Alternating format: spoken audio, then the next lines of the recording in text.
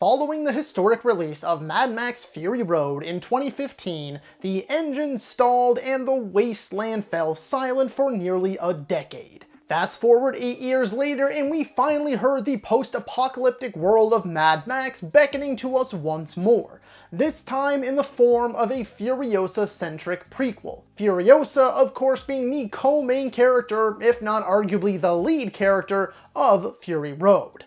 Jump ahead once more to May of 2024, and we finally got the opportunity to ride the road once more, shiny and chrome, into Valhalla, with the release of Furiosa: A Mad Max Saga. This fifth trip into the wasteland world of Mad Max has not been without its controversy though. People wondered whether it was too late for another foray into this world. People wondered whether the character of Furiosa carried enough name value to lead her own movie. People scoffed at the size of the budget, as the Mad Max franchise has never been a box office darling, and they were all long before the pandemic era hit. But most importantly of all, it is really a combination of these questions. Would Furiosa fall victim to the prequel problem? So many questions, and all we could do was wait and see for the answers.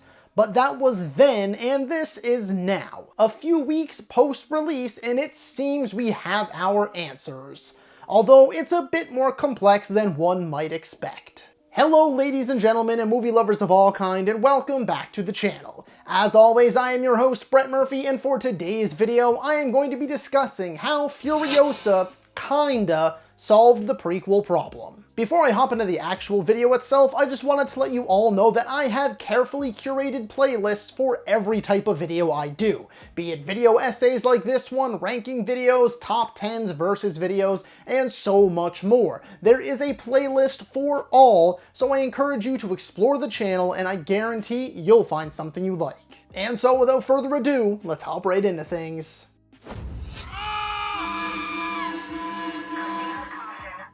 Furiosa: A Mad Max Saga was once again directed by the great George Miller, as all Mad Max movies are. It stars Anya Taylor-Joy as the titular Furiosa, Chris Hemsworth as the villainous warlord Dementis, Tom Burke as Praetorian Jack, and Alila Brown as young Furiosa, among others. The story shows us the origin of renegade warrior Furiosa, before her encounter with Max Rokitansky.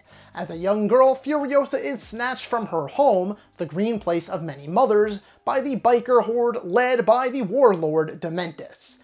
The movie follows Furiosa over the next 15 years as she must fight to survive in the wasteland and find her way back home. As for my thoughts on the movie, I personally loved it. I honestly thought it was pretty damn close to pure perfection. It is essentially unfiltered, unflinching, madness-fueled, and beautifully orchestrated chaos. Hemsworth is wonderfully unhinged, and Taylor-Joy is truly magnificent. The young Furiosa, once again played by Alila Brown, was spectacular too and deserves far more praise for her work in my humble opinion, considering she plays the character for like a full hour of the movie. Heading in, I wondered why the subtitle was a Mad Max Saga and not a Mad Max story or From the World of Mad Max, and I found the answer was actually quite simple. That's because this is an epic saga for the ages, spanning a 15-year story in one of, if not the best prequels ever made. I am still reeling from my experience. Does it have some flaws? Yeah, absolutely. Almost every movie does, if not every movie. But I enjoyed the hell out of it, and it's currently tied for my favorite movie of the year. Personal thoughts and feelings aside though, let's get right into the meat of things. What is the prequel problem I referenced earlier?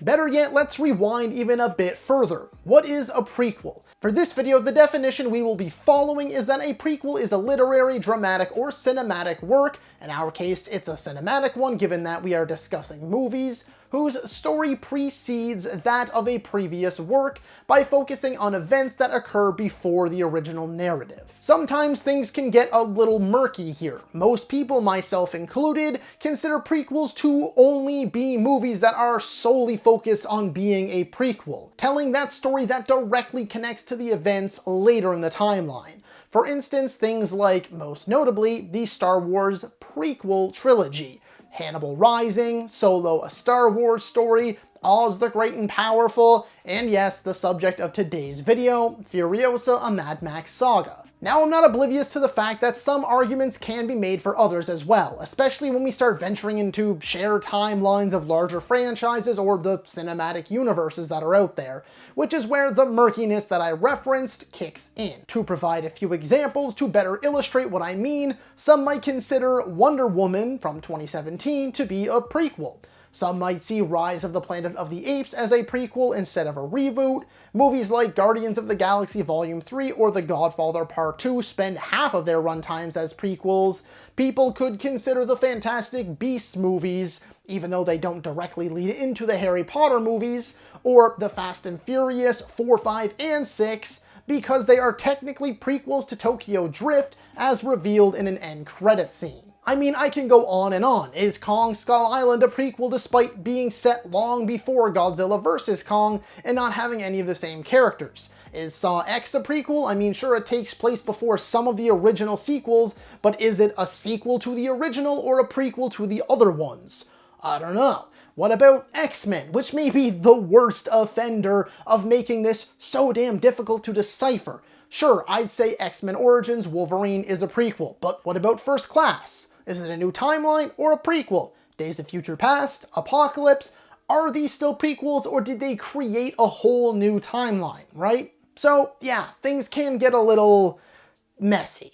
And I wanted to try and clear the air a bit because some of these problems apply to some movies and not to others. Some problems you might not see because they only apply to certain situations, and that's all I wanted to put out there before diving in. Now that I've confused you a little, let's get back to those pesky prequel problems I've been building to, and how Furiosa kinda solves them.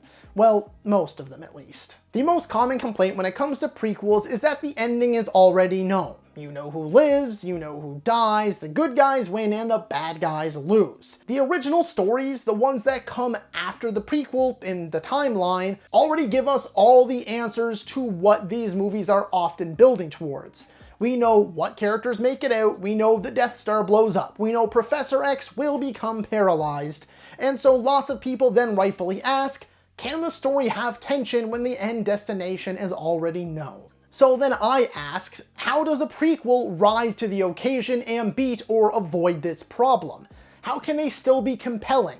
And the answer is likely more simple than you might have surmised. You don't make your main character living or the destruction of something or someone turning evil the main point of your story. Instead, put the focus on other things, such as why does someone or something carry the significance they do in the original? Introduce new characters and make them just as important as our main character while leaving their fates ambiguous. Focus on setting up why things are the way they are in the original and how certain things came to be. The story for a good prequel should focus on elevating the original, complementing it and working alongside it, not solely setting up what already has a predetermined outcome. In other words, don't make your whole movie, oh my god, is Han Solo going to die? Instead, make your movie follow an original cast of characters and show us how they stole the Death Star plans and why they went on this suicide mission. And with that being said, I am going to apologize in advance too for the many Star Wars references you are about to hear, but that's just a franchise with a ton of prequel content, okay? I can't help it, I don't make the rules, they did it to themselves. Thankfully, there are examples for the good and the bad. As for Furiosa, it found what I believe to be a perfect blend of these ideas. We know Furiosa doesn't die because she's the lead in Mad Max Fury Road, but we also know she has that iconic mechanical arm. How does she lose her arm? How does she get her mechanical one? Why does she shave her head? How does she go from a young child destined to be a breeder/wife to becoming the great Imperator Furiosa, pilot of the Citadel's war rig? Dementis and Praetorian Jack are just as important as Furiosa in this movie, and we have no idea what happens to them. We can make assumptions, we can guess, but we really don't actually know. We learn how the People Eater took over Gastown. They've added Scrotus as another villain whose fate is unknown to us, which also ties into the 2015 extremely underrated Mad Max video game. It gives so much more meaning and depth to moments like Furiosa's "Remember Me" line from Fury Road. Remember me?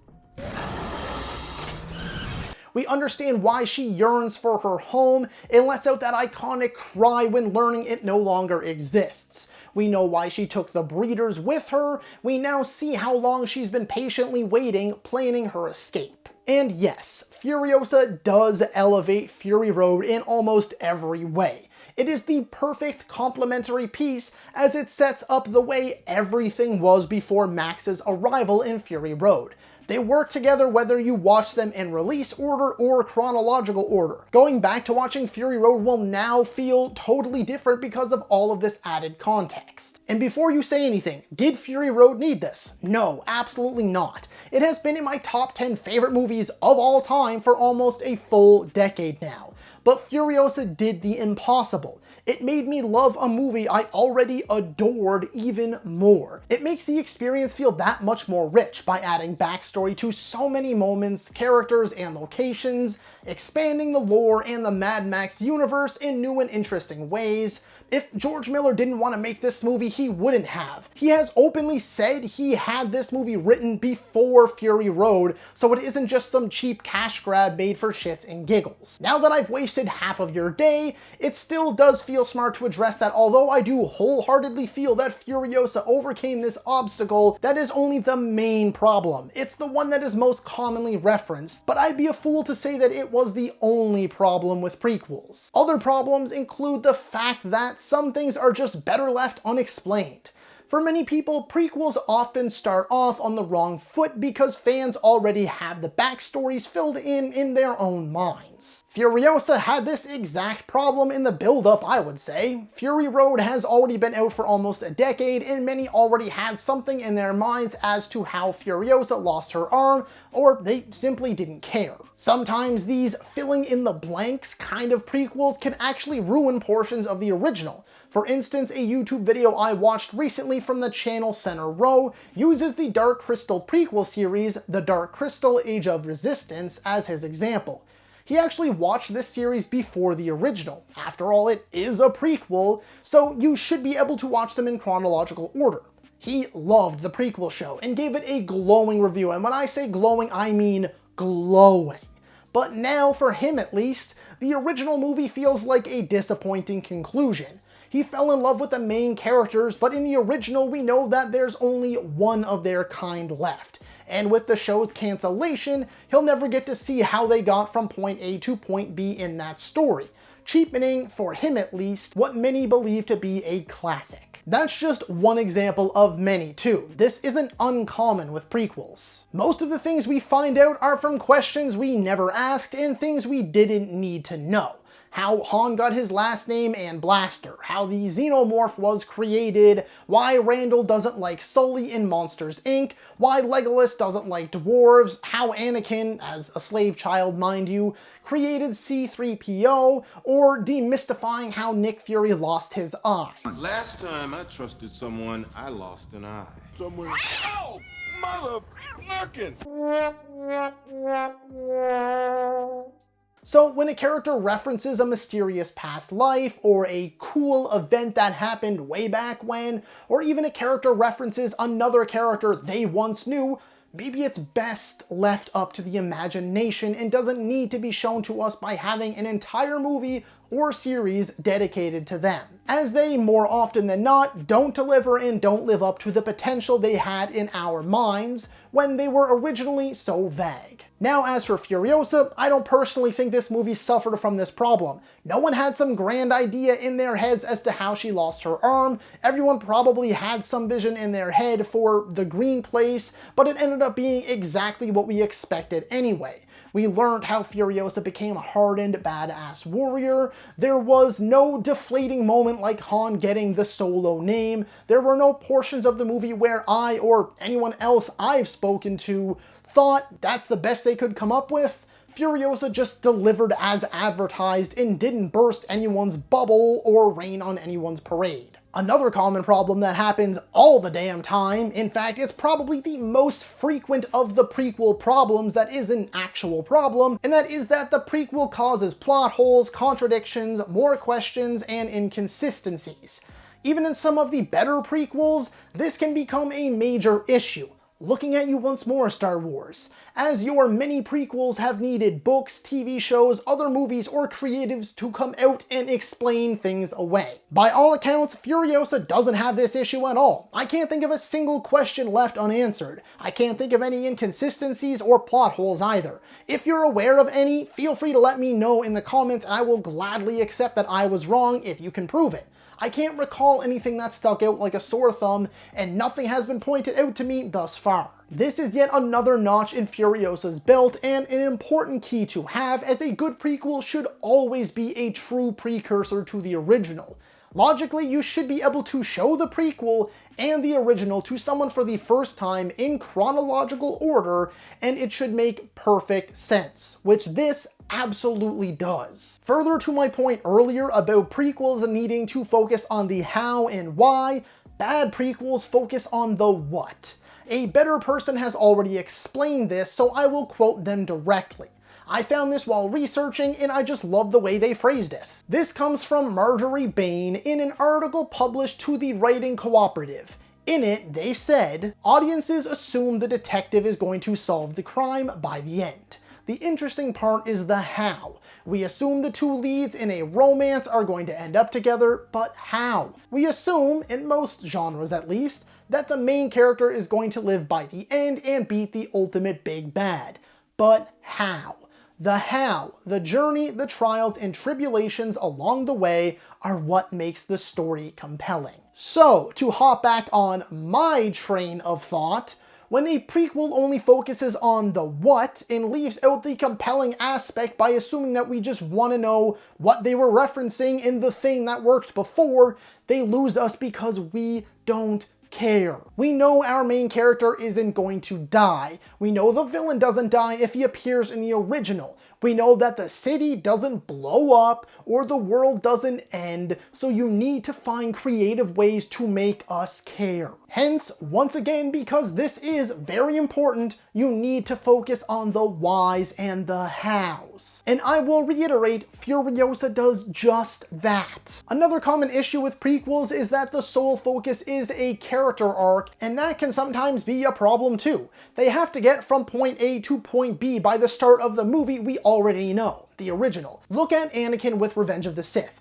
His arc feels squished unless you've seen the Clone Wars TV series, which not everyone has.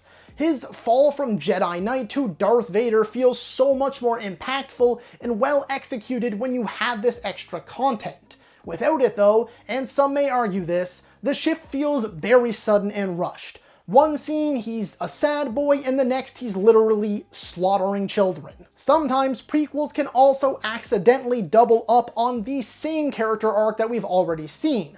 Coming for you once again, Star Wars. Let's look at how Han learns the same lessons in Solo as he does in A New Hope.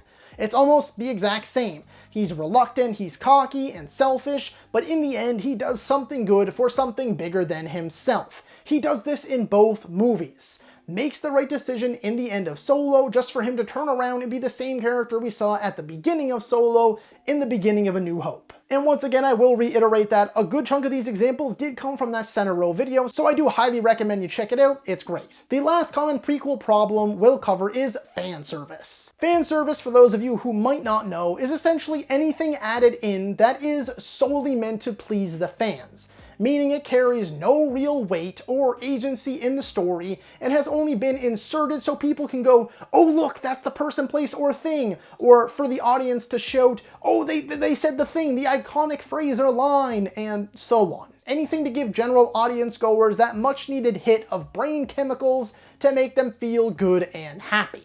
Don't get me wrong either, this is not always a bad thing. As a fan myself, hell yeah, I want to be serviced. I've watched the trailers, anticipation and hype have been building. I paid the price of admission, so service me. The problem is in fan service itself, which can be used tastefully and thus effectively. The problem is when your whole concept, story, character arc is fan service oriented, meaning it cannot stand on its own, lacks any depth, and is solely there for fan service purposes, which they then try to force feed us as something important or worth our time.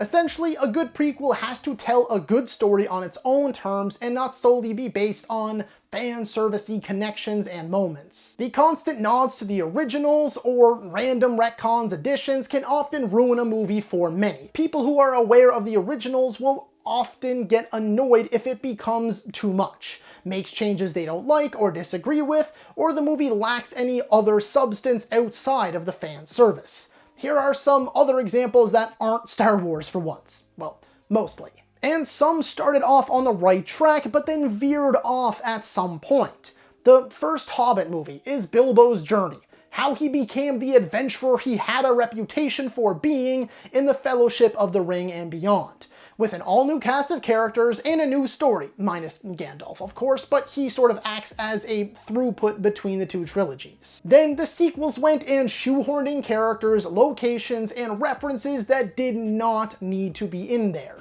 They brought back Legolas and took up countless minutes of a lengthy runtime, tying everything back to Sauron so that they could lead better into the Lord of the Rings movies. We get callbacks that feel forced, references that mess with the timeline, and stupid reasons for future character motivations. I would also like to add that all of this is coming from a fan and defender of the Hobbit trilogy, which I still enjoy a great deal. Fantastic Beasts is another great example, or I guess a bad one. Good example of doing it the wrong way, we'll say. The first one, Fantastic Beasts and Where to Find Them, is mostly a standalone thing, at the start anyway. It feels like a spin-off set in the past of the wizarding world, where we follow a young, quirky wizard tracking down and cataloging the world's many fantastic beasts, for their own safety and his insatiable curiosity. That shines through in much of the original movie, and it was just a fun, lighthearted romp. The love and care showcase for the many creatures was beautifully executed too, which helped the movie deliver some strong themes of animal trafficking, endangered species, and animal abuse. Then the sequels did a complete 180 on us and almost entirely shifted the focus towards Dumbledore and Grindelwald. It just suddenly goes like, oh hey look, it's Hogwarts, and did you hear that sound? Yep, that's the Harry Potter theme, and look, it's young Dumbledore, it's young McGonagall, her last name is Lestrange, you know that one. They also shoehorn in the fact that Ezra Miller's character is yet another secret Dumbledore sibling, and Nagini, you know, Voldemort's villainous snake sidekick, actually used to be human, and a very sympathetic character too. Not only is this annoying to moviegoers who are in the know, but you're ruining the experience for people who are new to the franchise too. Going back to my discussion about being able to watch things in chronological order. If a thing, object, location, or line only carries significance because we've seen it or heard it before, it's alienating to people who are watching it for the first time and makes them care less or feel like they're missing out, which may make them angry or upset, tainting their perception. Okay, reeling it back in, went off on a bit of a tangent there. Furiosa once again doesn't suffer from this problem. I'm not saying there are no fan service moments, because there are, but again, they can and they have been used tastefully. I can think of one moment where I was like, yeah, probably could have done without seeing that, but outside of that one, they're simply subtle nods, like callbacks, or they service the story by giving us the context for why they are in Fury Road and why they are significant in Fury Road. And that, ladies and gentlemen, and movie lovers of all kind, is exactly why I think, feel, and believe that Furiosa was able to solve the prequel problem. Whew, okay, close out on that one. Whew. Oh, good God, the vocal cords are gonna feel that one. Wait, you're still here. Why? Guys, that's it. We solved it. We solved the problem. I broke it down, each one of the prequel problems, and showcased exactly how Furiosa solved each one. Like, there's nothing else. That's right. There is that kinda at the end of the title, isn't there? There is a kinda in that title, so I guess I should address that.